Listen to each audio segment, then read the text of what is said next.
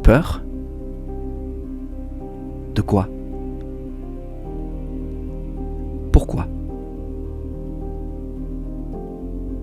À quoi cela te sert-il?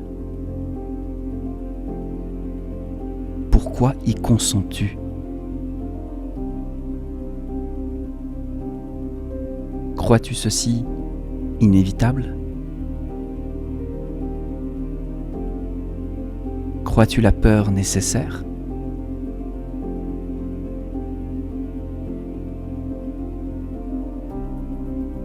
Pourquoi laisses-tu se déployer sur toi l'empire de la peur?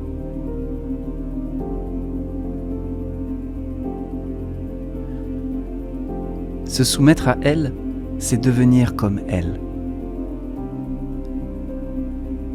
La combattre, c'est s'affaiblir.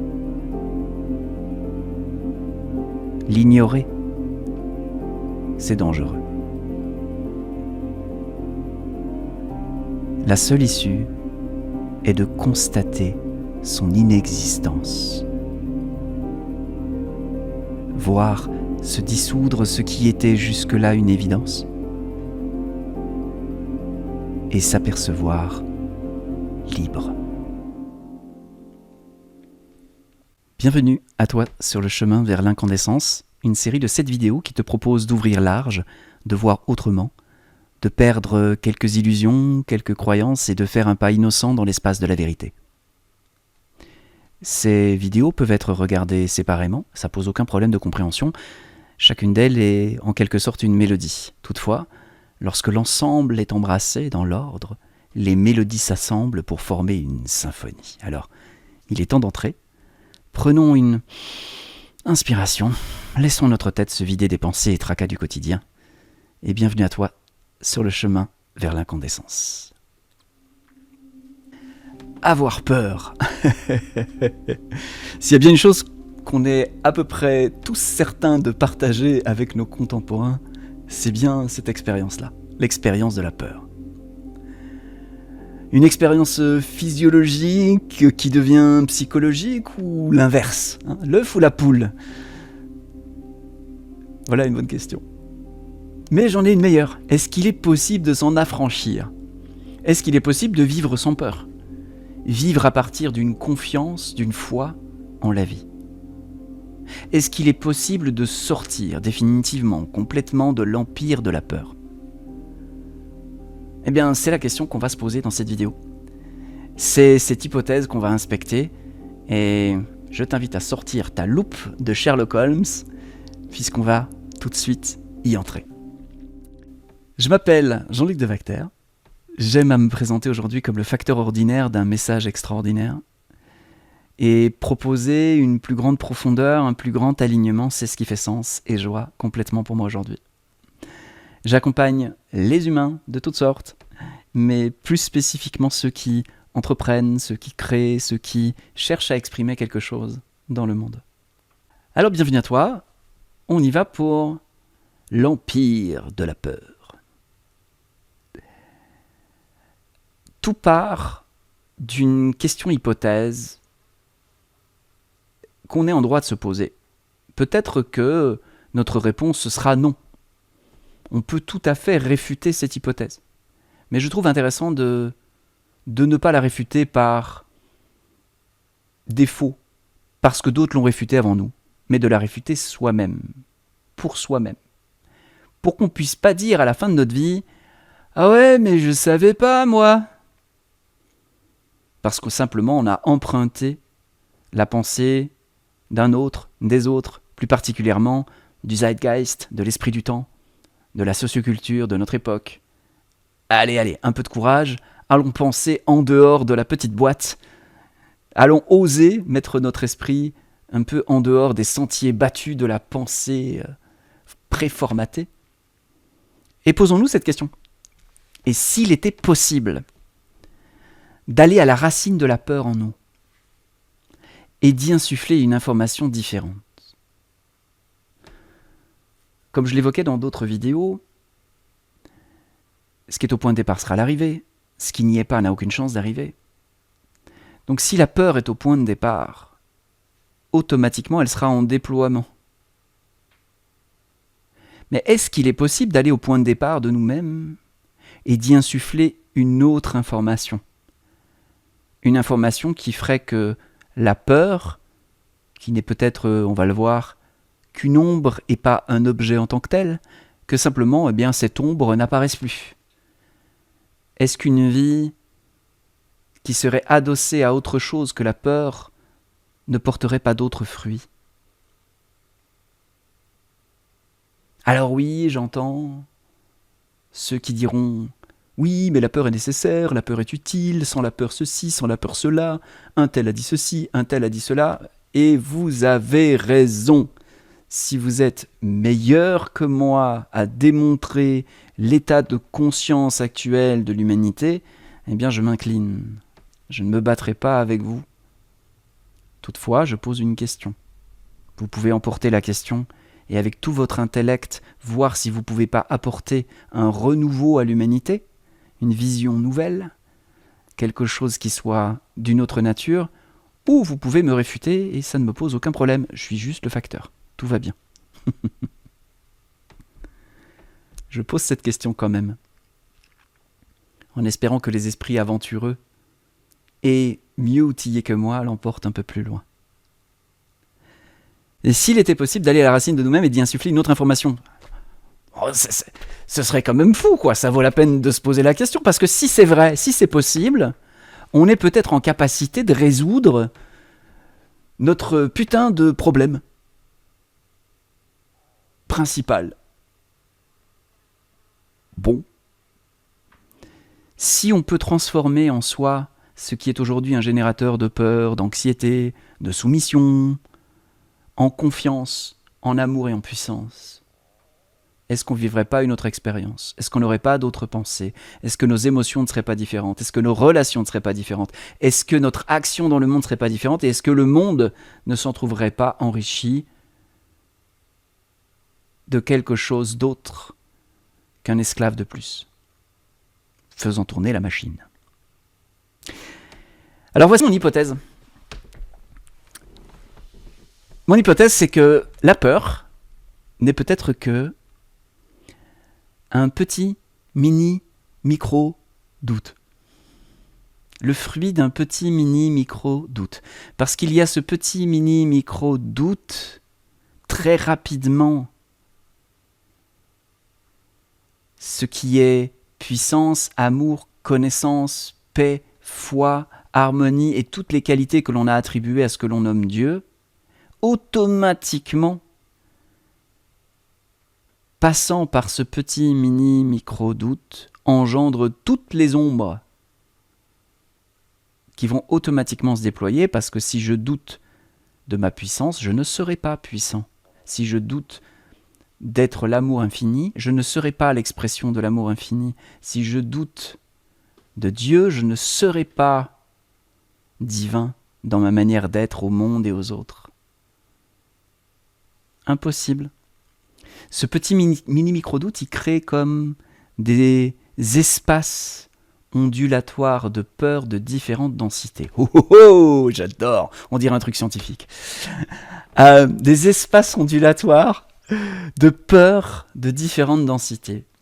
Je crois que viendra peut-être une époque où on sera capable de, et peut-être c'est déjà le cas, de scanner un individu et d'observer des espaces ondulatoires situés à différents endroits de sa cartographie énergétique qui résonnent sur la fréquence de la peur. Avec différents niveaux de densité et différents endroits où ils apparaissent. Ce serait ouf quand même d'avoir une technologie, tu scannes, ok, donc ça, on rééquilibre, on rééquilibre, on rééquilibre, on rééquilibre, on rééquilibre, on rééquilibre. Voilà monsieur, vous êtes tout propre, vous êtes tout net, vous pouvez retourner faire des choses extraordinaires au contact des autres. Ça, c'est une technologie qui est, si pas déjà existante, en tout cas possible. C'est juste pour moi une évidence. Mais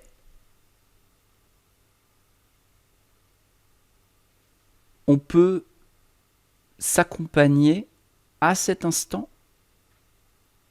et pratiquer sur nous, si vous le souhaitez, servez-vous de cette vidéo si vous le voulez, pour sortir un petit peu, beaucoup passionnément, de l'empire de la peur et pouvoir du coup goûter un autre carburant.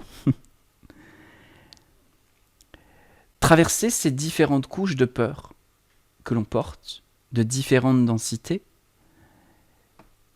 ça se fait par différentes formes d'épreuves, d'initiation. Traditionnellement, on appelait ça comme ça, d'épreuves pour que l'on ait la preuve. Alors on va commencer avec des peurs superficielles et on va les traverser. Et puis on va être gratifié de peurs plus profondes, plus structurelles, et on va les traverser. Et toutes ces initiations font que on va traverser, retraverser dans l'autre sens et revenir à l'endroit où il y a ce petit micro-doute qui a engendré toutes ces couches de peur. Et en retournant à cet endroit-là, on va pouvoir poser une information différente. On verra un peu plus tard, techniquement, comment c'est possible.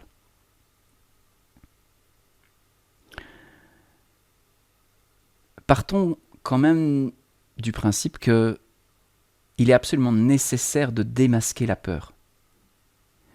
Si on veut regagner la vérité de son immortalité, de son éternité, de son infinitude. Cette vérité-là, proclamée par tous les saints et tous les mystiques qui ont fait le chemin et qui sont revenus en disant « je suis allé par là, voici ce qui se passe en réalité ».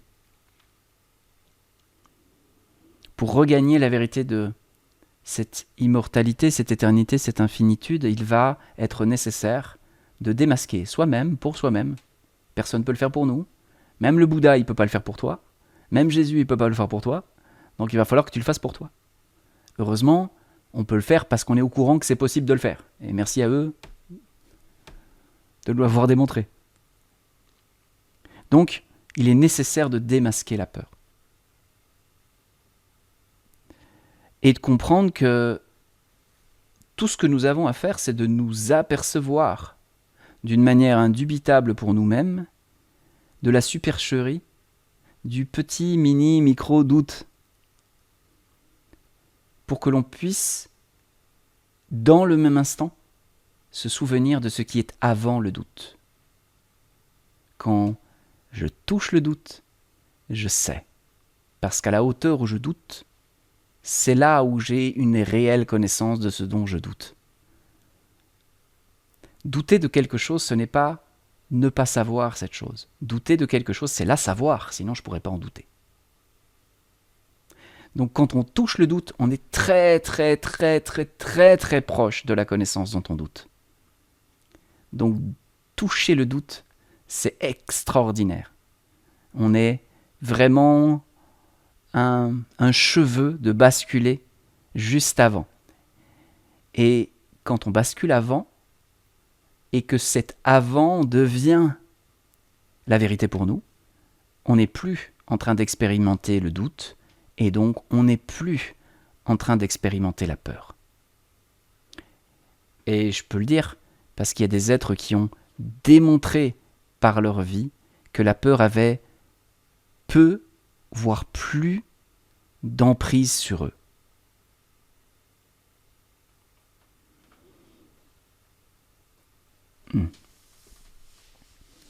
Alors, est-ce qu'il est possible d'accomplir ce qui de prime abord semble peut-être impossible, voire très compliqué.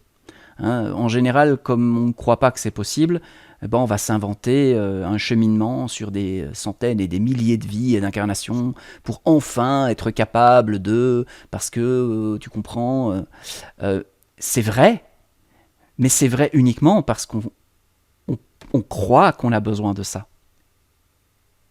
Si on tombait instantanément dans quelque chose de l'ordre de « j'arrête de croire que je vais avoir besoin de 1000 vies », On va voir. Peut-être que ça durerait une fraction de seconde. On ne peut pas le savoir. Chacun verra pour lui-même. En fait, est-ce que c'est possible de le faire? La réponse à cette question est très simple. On ne le saura qu'en essayant. On ne le saura qu'en le faisant. On ne peut pas répondre à cette question a priori. Ça fait partie de ces questions où on fait ou bien je la pose sur l'étagère, je la regarde de loin, ou bien je l'embrasse et ma vie est emportée plus loin. Mais il n'y a pas de réponse à cette question. Il y a des justificatifs. À prendre la pilule bleue ou la pilule rouge, pour ceux qui ont la référence de Matrix. C'est-à-dire, je peux embrasser ça en me disant, je me sens prêt, c'est pour moi, c'est ça que je veux, j'y vais. Je l'embrasse, j'y vais. Ou on peut se dire, et c'est sain de se dire ça, je le sens pas, je m'en sens pas capable, je sens que j'en ai pas la force, je sens que c'est pas le moment. Je n'en ai pas la maturité. Et c'est très sain de reconnaître son état de maturité. Très très sain de savoir où sont réellement ses pieds. Il est par contre inutile d'aller justifier ça sous un tonnerre de c'est pas possible, comme disait Pascal, ou comme a dit tel physicien, ou depuis la nuit des temps, ou que sais-je encore. Ces justificatifs sont inutiles. La proposition, elle est simple. Tu prends à droite ou tu prends à gauche. Si tu prends à droite, t'as pris à droite. Si tu prends à gauche, t'as pris à gauche. Il n'y a pas de problème avec ça. Mais il ne faut pas se leurrer, il ne faut pas se raconter l'histoire. On peut le faire, hein, je l'ai fait, ça fait juste perdre du temps. Quand c'est pas l'heure, comme dirait l'autre. Quand c'est l'heure, c'est l'heure. Alors, entrons dans plus de concret. Qu'est-ce qu'on peut faire, concrètement, si on a envie de sortir de l'empire de la peur? Alors, il y a des stratégies face à la peur, une stratégie communément utilisée qui est de la combattre. Je vais combattre ma peur. Alors ça fonctionne évidemment pas, hein, que ce soit par le refoulement. Je vais combattre la peur en la refoulant. Ou en tentant de contrôler l'environnement. Parce que j'ai peur, je vais construire des miradors, je vais prendre un bouclier, je vais ceci, je vais cela, je vais m'armer contre l'hypothétique chose qui pourrait arriver, qui l'attire inévitablement, qui la suscite et qui l'engendre, hein, entendons-nous bien. Hein. Comme j'aimais le dire à une époque, un bouclier, c'est une arme. Si je te présente un bouclier, j'invente dans ta tête l'idée de l'épée. Hein. Donc, à nous de voir. Mais avoir peur, c'est automatiquement susciter ce dont on a peur. Donc, que ce soit par le refoulement ou tenter de contrôler l'environnement, ça ne fonctionne pas, tout simplement parce que la peur continue d'être à l'origine de ce que l'on fait. Parce que j'ai peur, je refoule. Parce que j'ai peur, j'essaie de contrôler l'environnement. Donc ça veut quand même bien dire que la peur est là. Elle est au point de départ, elle sera inévitablement à l'arrivée. Je peux faire ce que je veux, c'est là. Donc, combattre la peur, ça marche pas. Faire l'autruche, ça fonctionne évidemment pas non plus.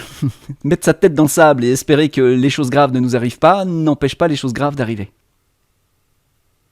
La seule chose qui empêche certaines choses graves d'arriver, c'est qu'elles ne soient pas au point de départ de nous-mêmes. Et si c'est absolument inexistant à l'origine de nous-mêmes, c'est absolument impossible que ça apparaisse dans l'expérience. Vous n'êtes pas obligé de me croire, mais je suis obligé de vous le dire. Après, il y a quelque chose qui est très apprécié, très courant, c'est la gérer. On va gérer la peur.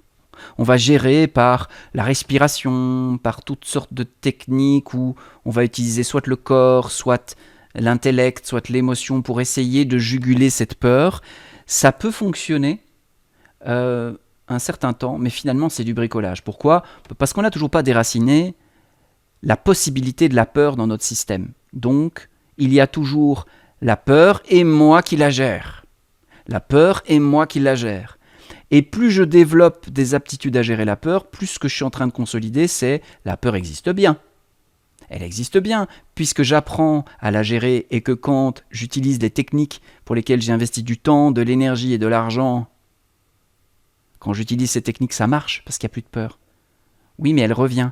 Ah oui, mais c'est parce que C'est parce que je dois encore affiner ma technique, etc., etc., etc. Ça ne marche pas. C'est sans fin, c'est Sisyphe. Je monte le rocher au haut de la montagne. Il descend de l'autre côté de la montagne. Alors je m'aperçois que le rocher n'est pas au sommet de la montagne. Et je me dis, bon, je vais remettre le rocher en haut de la montagne. Et je remets le rocher en haut de la montagne. Et une fois qu'il est en haut de la montagne, il descend de l'autre côté de la montagne.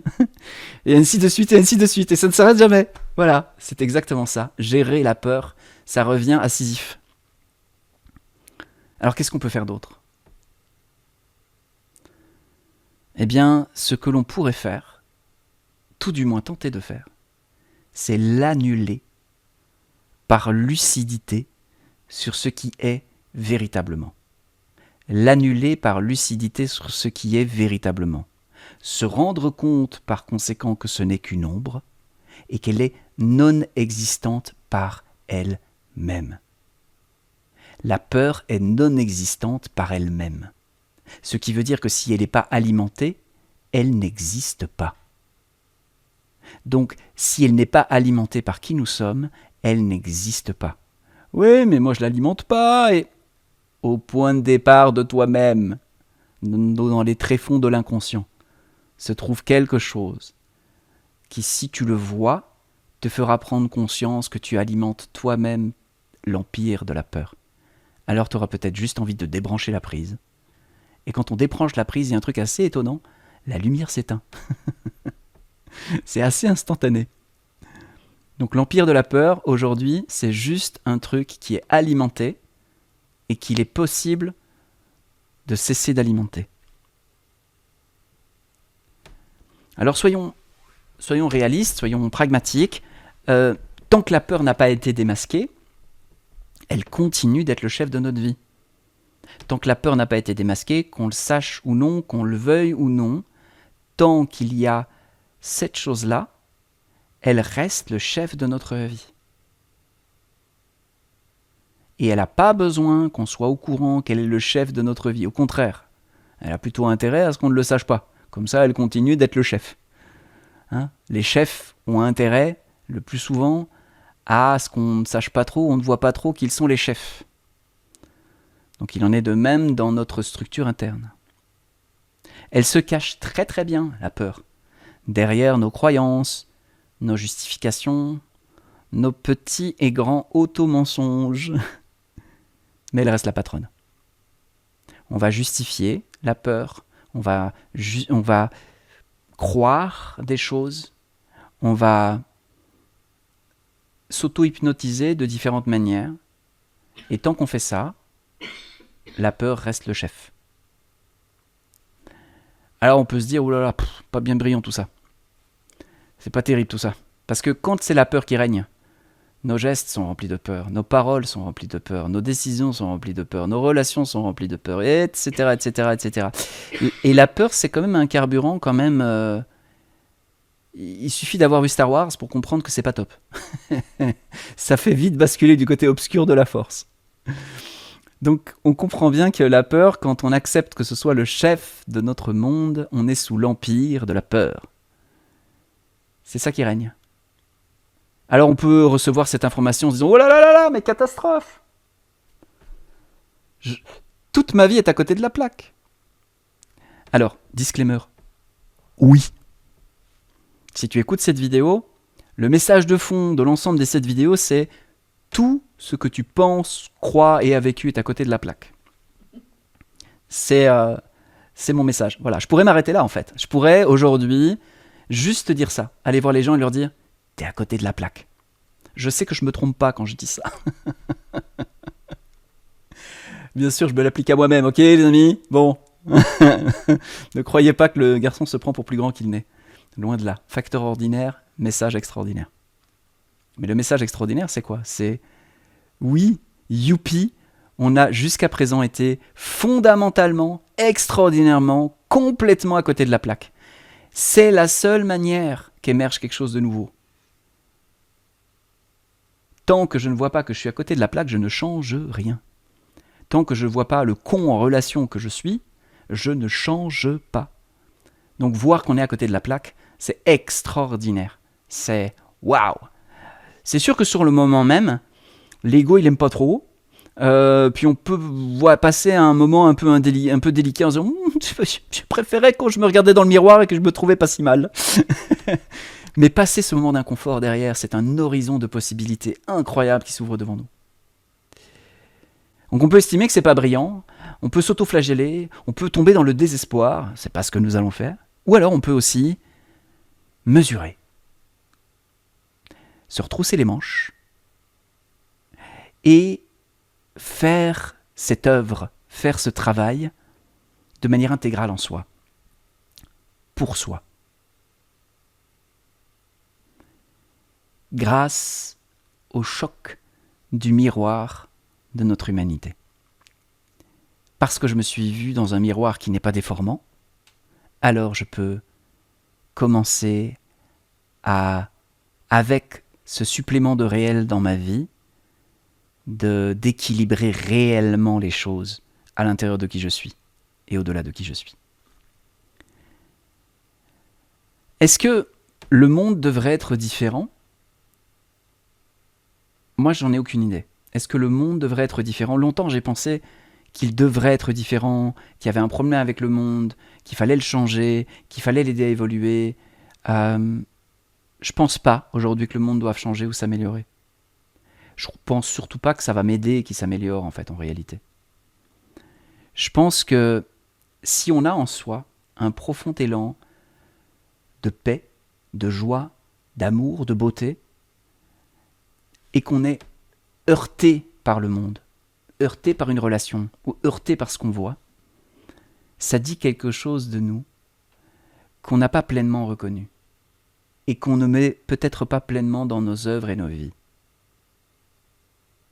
Quand on a un élan de paix et qu'on est heurté, c'est que quelque part on n'a peut-être pas reconnu à quel point cette paix, avec quelle intensité, quelle profondeur elle nous est précieuse, et que peut-être on ne l'incarne pas ou elle ne passe pas dans nos œuvres, dans notre périphérie, à hauteur de ce qu'on aimerait qu'elle passe aujourd'hui. Et donc ce choc, il nous montre qu'il y a un endroit d'incohérence entre nous-mêmes et nous-mêmes. Il y a un endroit où nous ne sommes pas en vérité avec nous-mêmes, où nous ne sommes pas alliés avec nous-mêmes. Et que quelque part, qu'on le sache ou non, on en souffre, on se manque. Et je ne sais pas si vous avez remarqué, mais les personnes qui nous manquent, on s'aperçoit d'à quel point elles nous manquent quand tout à coup on les rencontre.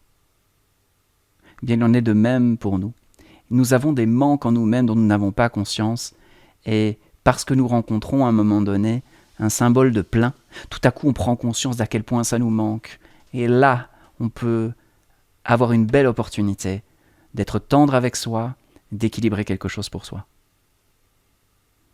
Donc, ça peut peut-être être utile de se servir de ce qu'on ressent face au monde ou face à l'autre pour se connaître, se reconnaître, s'autoriser et simplement être soi. Être soi, that's it. Ni plus ni moins. Le monde, en fait, en réalité, ne nous a rien demandé. C'est nous qui sommes heurtés par le monde, ou nous sommes heurtés par l'autre.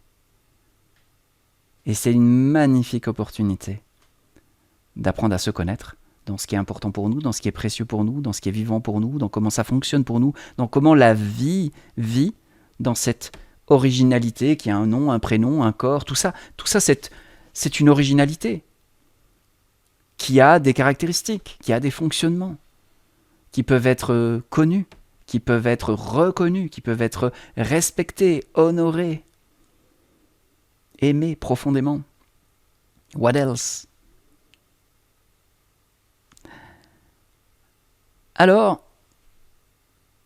j'aime bien, moi, les cheminements en cette étape. Donc, si tu es encore là à écouter ceci, peut-être tu te dis, ok, mais concrètement, comment on fait? Alors, concrètement, pour sortir de l'empire de la peur, la première étape, c'est de vouloir réaliser ceci. C'est de vouloir le réaliser. Et je vais le dire différemment. C'est de rassembler tout ton vouloir pour le réaliser.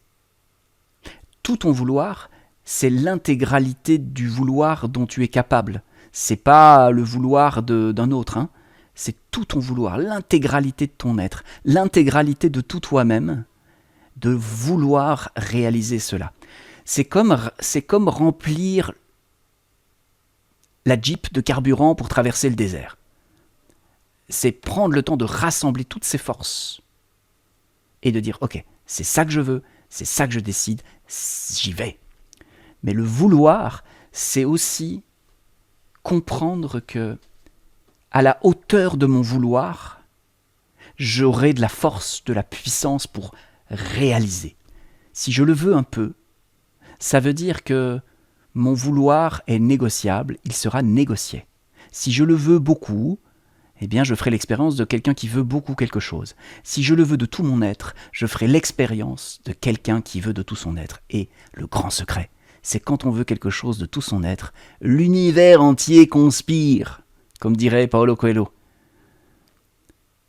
Quand on le veut de tout son être. Disclaimer, il n'y a pas un être humain qui veut de tout son être une Ferrari. Et ça n'existe pas. C'est un autre espace que d'attirer à soi des choses que l'on veut, que l'on désire. Là, il s'agit d'un autre espace. Il s'agit de sortir de l'empire de la peur. Je ne sais pas si vous mesurez le degré de l'œuvre qui vous est proposée là, mais c'est pas rien, quoi. Je veux dire, une fois qu'on a fait ça, quand on a une Ferrari, on est content. Quand on n'a pas de Ferrari, on est content. What else, quoi. Donc la contentitude, ça se mérite. Ça se mérite dans le sens de... Ça se réalise. Pour qu'on puisse dire il n'y a rien à faire, il faut d'abord que l'on ait fait tout ce qui est en notre pouvoir. Pour se rendre compte que faire tout ce qui est en notre pouvoir a juste permis de se rendre compte que tout était inutile. Mais c'est après et pas avant. Donc d'abord, je rassemble toute ma volonté. Première étape, je veux réaliser ceci. Deuxième étape, je m'équipe pour réaliser ceci. Si je décide de monter l'Everest, à l'instar du youtubeur Inoxtag, pour ceux qui ont suivi comment on appelle ça, ce buzz, bah en fait il n'a pas décidé de monter l'Everest lundi et il a mis ses pompes mardi et il était en bas de l'Everest mercredi et il a essayé de monter en short, quoi. D'accord ? Il a fait une préparation, il s'est équipé, il s'est dit c'est l'Everest le truc, c'est pas la colline du bout de ma rue, c'est l'Everest. Ok, bon alors 2 secondes, comment on fait pour monter l'Everest ? On s'équipe. Ok. Donc on s'équipe, ça veut dire je me renseigne, j'achète le matériel, je m'entoure, je pose des choses à l'agenda, je m'entraîne. Un certain nombre de choses qui vont être nécessaires. Typiquement, c'est sûr qu'il est allé parler à des gens qui l'avaient fait. Il ne s'est pas dit je vais monter l'Everest, je vais réinventer la route de l'Everest. Les premiers l'ont fait. Mais encore, les premiers, ils l'ont fait adossé au savoir-faire de la montagne, peut-être de génération en génération. Il s'est adossé à ceux qui l'avaient fait, pour faire ce qu'il avait à faire. Il n'y est pas allé en freestyle en disant « sur un malentendu, ça va passer ». Il s'est dit « sur un malentendu, je meurs ». Donc, ok. Donc, il a été parlé aux gens qui l'avaient fait. Est-ce que ce serait intéressant d'aller parler, ou de s'inspirer, ou de fréquenter des gens qui sont sortis de l'empire de la peur? Interesting. Si je veux vraiment le réaliser. Ensuite, troisième étape, faire le choix non négociable de vivre pour réaliser ceci. Ça peut pas être un truc qui est sur une vieille to-do list entre voir le mont Fujiyama et faire un gros bisou à ma sœur. Ça peut pas se trouver là.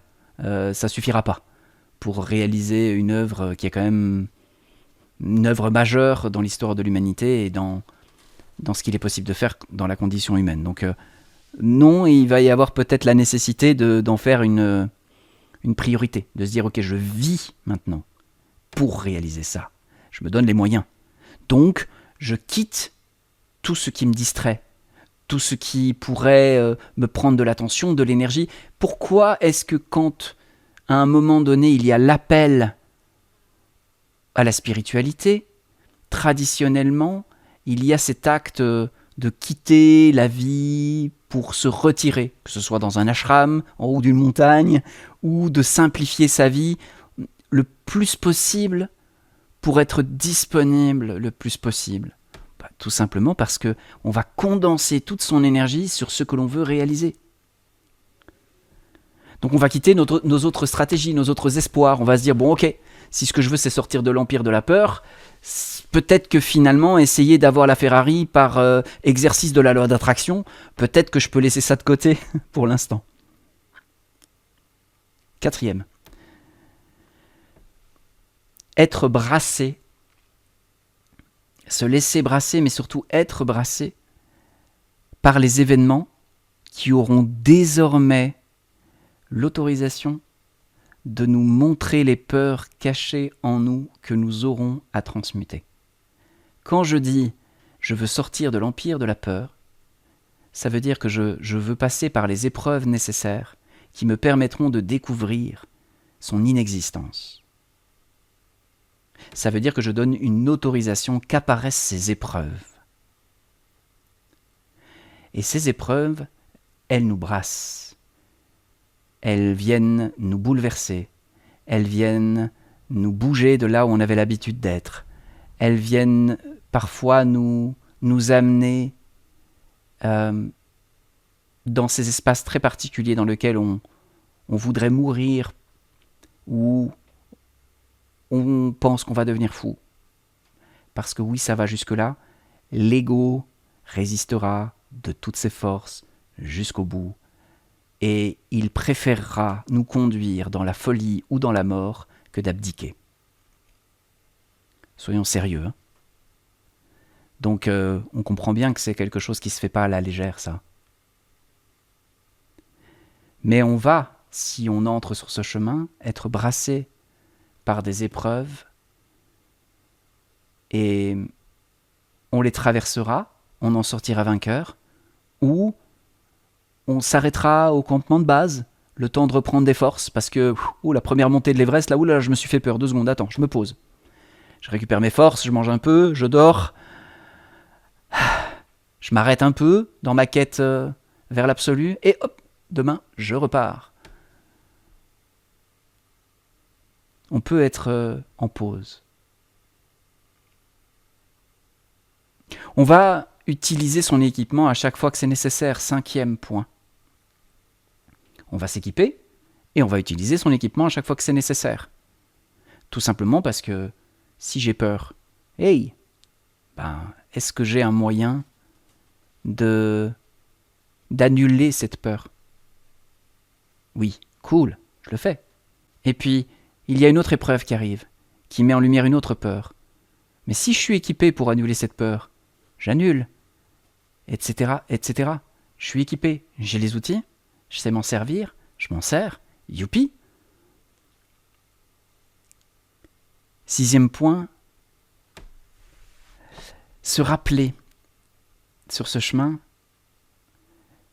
se rappeler encore et encore, et se rassurer que c'est ça qu'on a choisi.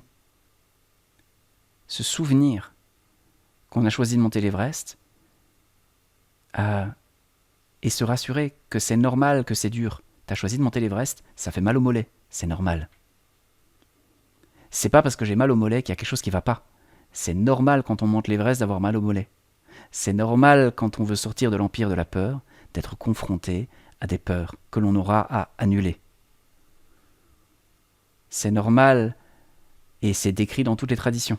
Quand Jésus part au désert, il y a les tentations. Il y a les épreuves, c'est normal. Se souvenir de cela. Et puis vérifier si on est toujours en alliance avec le fait de faire cela. Parce on a le droit de se dire, je vais faire cette œuvre, et puis en cours de route, se faire, non finalement. Et c'est ok. On peut tout à fait tenter l'Everest une fois, et puis se dire, oups, Non, j'avais pas vu ça. Tu sais quoi, je me retire. Et maintenant, je vais me préparer différemment pour la prochaine fois. C'est ok de s'avouer vaincu, de se retirer du champ de bataille, de prendre soin de soi et d'y retourner quand ce sera le temps. Et 7e point, ne pas se poser trop de questions, avancer et rien lâcher. Quand c'est le temps d'y aller, on y va. Et puis quand c'est devenu vraiment trop dur, on est capable aussi de se dire non là c'est trop, je fais une pause, ou c'est trop, j'avais pas vu que ce serait aussi dur, 2 secondes, je reviens au camp de base, je redescends et j'y reviendrai. Parce que on n'est pas tous Ramana Maharshi, on n'est pas tous Mananda Moy, on n'est pas tous Jésus ou Bouddha, on n'est pas tous comme ça. Et la bonne nouvelle, c'est que c'est pas ça qu'on se demande à nous-mêmes. Ce qu'on se demande à nous-mêmes, c'est de faire un pas en sincérité, c'est-à-dire plein de tout nous-mêmes. Et de ne pas tricher avec nous-mêmes. C'est tout. C'est largement suffisant. Et quand on est au sommet de la montagne, il n'y a plus de différence entre Bouddha, Jésus et toi. Donc tout va bien. Juste, ouais, il y en a qui l'ont monté en courant, super. Il y en a qui l'ont monté en rampant, super. Une fois que tu es arrivé au sommet, t'es au sommet, tu sais. Donc, cool. On n'a pas besoin d'être des Avengers, des super-héros de l'éveil, ou de l'absolu, ou de l'empire de la peur. Alors, tu l'as compris, moi c'est quelque chose qui me passionne, qui me fascine, qui m'appelle depuis toujours, qui est le chemin que j'arpente encore et toujours au quotidien. Et tout en arpentant ce chemin, il y a une maxime qui m'accompagne, qui est de faire de mes errances les raccourcis de ceux que je croise, parce que finalement, puisque je suis dans l'obligation d'avoir des relations sociales pour survivre, je me dis, qu'est-ce que je veux mettre dans ces relations sociales qui fassent sens pour moi, vu que la seule chose qui fait sens, c'est de monter au sommet de la montagne. Eh bien, j'ai trouvé ma réponse, et ma réponse à moi, c'est tout en montant. Quand je croise quelqu'un, je lui partage quelque chose qui lui permettra de monter lui aussi. Et comme ça, du coup, je ne me quitte pas, je ne fais pas deux choses. Il n'y a pas ma vie spirituelle et ma vie personnelle. Il n'y a qu'un seul mouvement. Et ça me permet juste de, moi, trouver de la cohérence dans ma structure. Donc, au fur et à mesure de ma montée, je me suis lamentablement planté de manière assez prestigieuse, faut le dire, à plein d'endroits. Et je me suis dit, tiens, ce trou-là, il est quand même assez difficile à passer. Est-ce que ce serait pas plus simple si on avait une planche pour passer par-dessus? Alors j'ai regardé autour de moi, j'ai vu un arbre, j'ai coupé un arbre, j'ai fait une planche. Et quand je croise quelqu'un qui aborde ce trou-là, je fais attends, avec la planche c'est plus facile.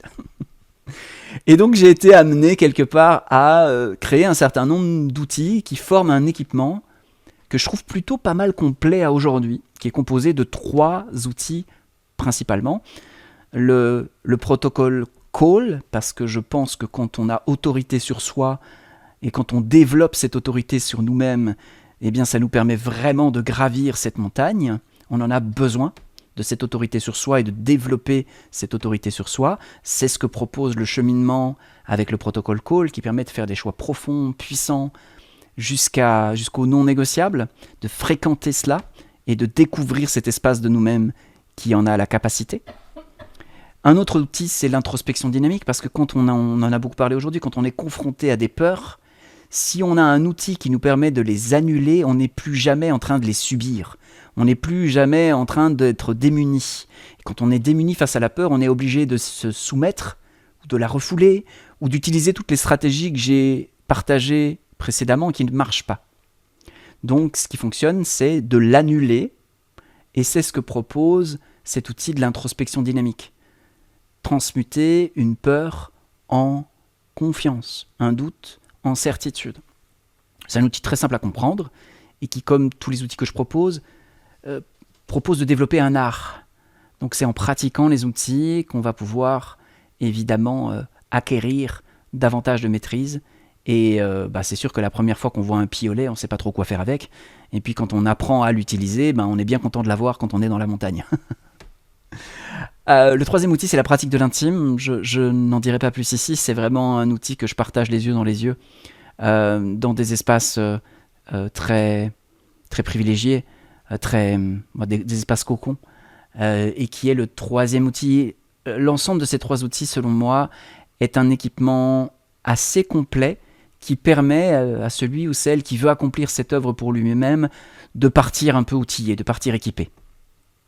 Bien sûr, après, ce sera son cheminement, son chemin, son œuvre et sa victoire.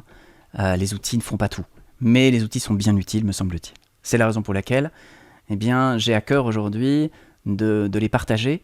Et avec un groupe d'humains, on a décidé de créer une association qui s'appelle l'association Incandescence, qui propose de partager ces outils, d'enseigner ces outils, d'accompagner avec ces outils sous forme de formation, de séminaires, de stages, de retraites, de livres. Et je t'invite, si tu veux en savoir un petit peu plus sur les propositions de cette association, à cliquer dans le descriptif de cette vidéo. Tu vas avoir différents liens qui te renseigneront sur ce que tu peux regarder pour te faire une idée plus précise. Cette association, Incandescence, elle a une raison d'être, une proposition qui est très simple, qui est de proposer aux individus une combustion de l'ignorance, des croyances, des résistances, des peurs, des désirs, jusqu'à la combustion de cette première croyance qui est celle de « j'existe, je suis », etc. Ça peut aller jusque-là. Et par cet effet de combustion se produit un deuxième phénomène qui est vraiment décrit dans le terme incandescence, qui est la libération d'une forme de lumière.